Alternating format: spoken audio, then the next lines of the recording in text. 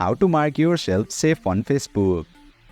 Hey there, welcome to Insightful Tutorials. Is there a crisis or pandemic happening in your area and you want to mark yourself safe on Facebook but don't know how to do it? If yes, then you are in the right video. Without further ado, let's get started. Open Facebook on your device. Tap on the search icon at the top. Search for Crisis Response. Tap on the Crisis Response feature from Facebook. From here, you will see all the recent crises happening around the world. In order to find crises happening in your country, tap on your country name at the top.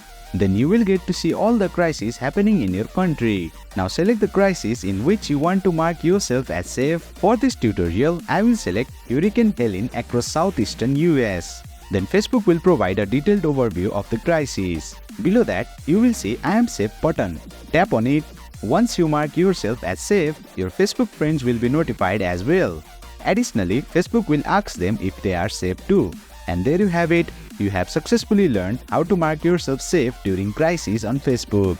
That's it for today's video. If you found this video insightful, please don't forget to hit the like button and make sure to subscribe to our channel for more insightful tutorials.